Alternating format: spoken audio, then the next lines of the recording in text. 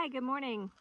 It's Monica King, and today I want to talk to you about hiking in the Sonoran Desert and what's so different between our area and other places in the United States. Well, one big thing is we have Africanized hybrid bees, and these bees will have feral hives out in the middle of nowhere, places where people like to go to have some recreation, whether that's hiking, rock climbing, hunting, bird watching.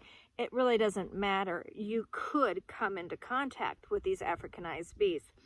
And the reason why I say that is because research has been done that tells us that in Arizona, the average, or it can be up to, I'm not saying average, it's up to about 13 feral hives per square mile can be found in the Arizona area.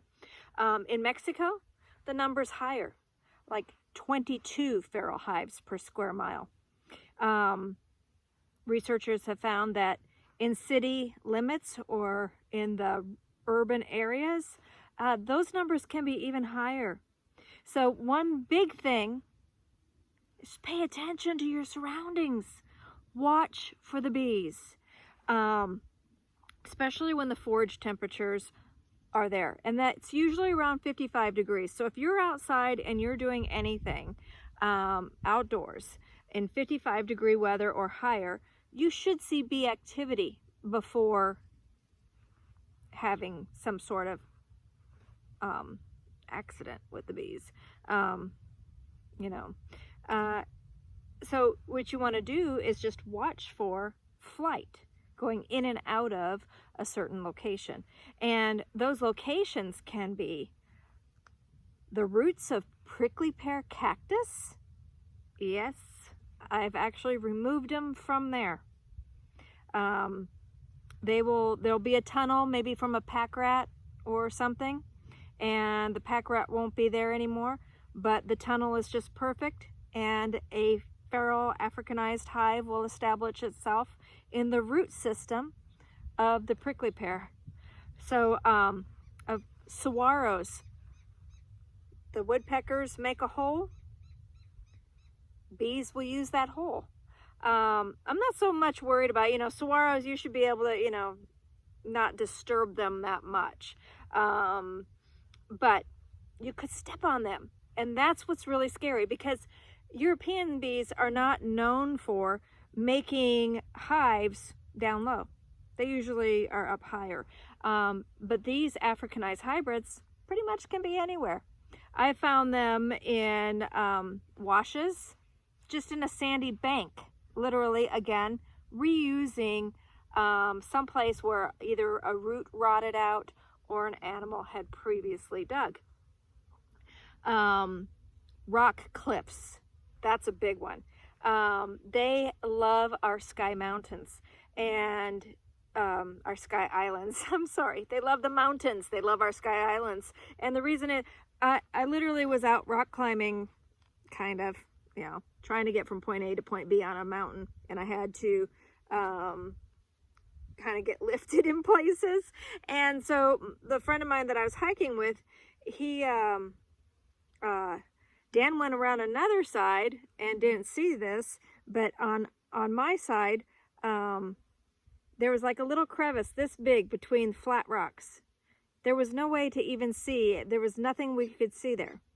And it was a cold morning, and we didn't notice the bees. And a bee flew out, and without even warning me, there was no warning hits, no buzzing around. Without even warning me, it stung me right in the hand. And I scratched the stinger out, and I looked back, and I saw a bee starting to come out of that crevice. And all I said to the guy was, run, run, run, run, run. And so you just want to get out of their area as fast as possible so that they feel as though the threat to them is gone. And once the threat to them is gone, they'll calm back down again. So rock cliffs, we talked about sandy washes. Debris on the ground could be covering a hive. I know of somebody who was attacked because they were out hiking in the hills, and they didn't realize they didn't see the bees coming in and out of the debris.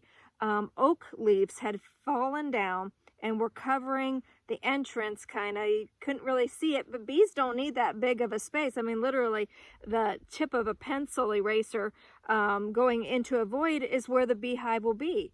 And so without paying attention, the guy just stepped right on top of the hive, and the bees understandably came out in a mad rush. So number one, pay attention to your surroundings. So what happens when a hive is disturbed? Well, watch this video. I disturbed these bees by doing a removal. I removed them from a shed floor the night before, and this is the next morning as I was unpacking them, and they were not happy. Okay, so what I'm doing is unpacking a pretty aggressive hive. This is from underneath the shed floor that we just did, and they had been stinging the neighbor's dogs and stung the neighbor once or twice, and they were really nervous about having these bees live next door to them, and I would say with just cause. I'm protected. I have a bee veil, a suit, gloves on, but imagine if I stumbled across this hive and the bees went on full defense and I didn't have protective gear on. That's what I'm talking about by unpredictable nature. If you have a hive in your yard, in your house, and you are in an urban setting, you need to have the bees removed. Yeah, these aren't my favorite kind of bees. I will be requeening these bees to the more gentle, more predictable European stock line. And in a couple months, they won't act like this anymore. This is not tolerable. This is not the behavior that we want in our honeybees. Oh, I didn't mention garbage. People leave garbage out in the hills. Anything could have, and not necessarily honeybees, but even wasps nest. My husband was picking up garbage on a hike, and he was heading on a trail on the way back, and some of the people the border crossers, I'm not even going to get into that, but there's so much junk in our desert from that, and they leave backpacks and things behind, and he was picking up some backpacks, and there was a wasp nest inside of it, and the wasp started to attack him. So in garbage, people will dump garbage. Be aware that some of those places will have bees in them. So what happened? What do you do? Number one, run away. Like I said, get away from it. Let them calm down. They need to know that the danger to them, the threat to them, that they foreseen. Even if you're not, if you don't feel as though you're the threat, they see you as a threat. Get away. Just get away as fast as you can and as safely as you can. Sometimes when you're trying to run downhill with loose rock, that could be pretty difficult. So if you can, run in a zigzag pattern. We like to duck under trees, try to lose some of the bees, kind of hang them up in some of the branches. As long as you don't get hung up in the branches, that's enough. There's just so much. Number one, again, be aware. See the hive before they get upset and go the opposite direction. That's number one. Just be very aware of where they can be. And so you can throw your shirt over your head. Protect your sensitive areas. The bees are going to go for your mouth, your nose, your eyes, your ears. That's going to be they're going to swarm your head. In the video, you saw that. They're swarming my head. Can you imagine if I wasn't wearing protective gear? If I didn't have my veil on while they were doing that? So you're not going to carry a bee suit with you when you're hiking. So, you can try to pull your shirt over your head.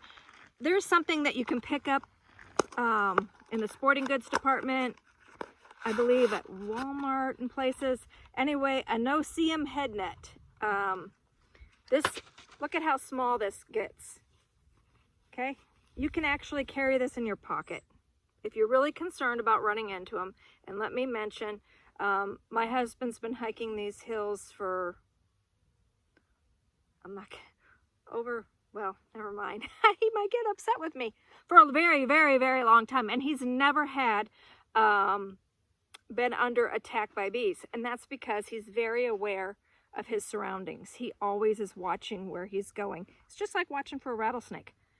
Watch for bees. Watch for a beehive. So this head net here, as you can see when you open it, as you're running, you can put it against your head, you know, and hold it here because the bees can get in. This is better than, you know, if one is inside, don't take it off and try to get the one out standing there. No, you have it on your head while you're running. Get the heck out of there. Well, the thing is wherever it's touching, bees can, see if it's touching my forehead, bees can sting. Bees can sting, but they won't be stinging my eyes. So who hikes without a hat? Let's throw a hat on here. Now, let's pull out, say I'm under attack. Let's pull out my net real quick. Throw it on.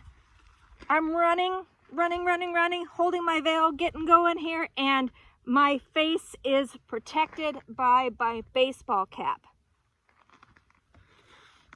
Works a lot better than not having a cap at all. This in your pocket, this on your head. Want to go one step further? Let me put... The sun hats are even better.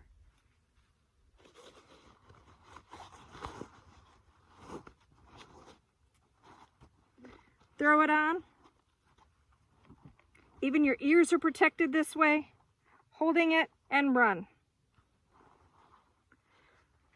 If you're allergic to bees, always, whenever you're hiking, no matter what, carry your EpiPen with you. It is very important. You could run into them. You could be drinking something and the bee could go in there to get the moisture of the water and you could accidentally swallow a bee. So always carry your EpiPen. These head nets are nice. They should only cost you $4 or $5. What, you know, if it never happens, it's still nicer than not having it. So the no-see-um head net, keep running. Just keep on going until you can get into a shelter. Get into your vehicle, get into a building. If you're stuck and you're trapped outside and you cannot get away from the bees, cover yourself as much as possible with whatever you can find. Sleeping bags, material, clothing, just get into something where the bees, where you're protected from the bees somehow. Don't jump into water. That doesn't work. They'll be waiting for you. You be underwater, you come up, boom, there they are. Don't do that. They'll wait. Don't swat at the bees. Killing bees is going to release some kind of pheromone where the bees are going to go, ooh, that's where we need to go. And, you know, so yeah, you don't want to do that. This is just all in layman terms. I'm just kind of laying this out for you. And then once you're away from the danger, that's the time when you can scrape the stingers out. You want to scrape them out sideways. You don't want to pinch them because that's pinching more of the venom inside of you. And seek medical attention as fast as possible. And again, like I said, if you or a loved one is allergic to bees, always carry an EpiPen. And like I said, there's no reason not to hike. Just think about how to protect yourself and be aware of bees. If you learned something, give me a like. If you didn't, I'm sorry. I'll try to have some more information next time. And if you enjoyed the video, please follow us by subscribing. Thanks. Have a good day.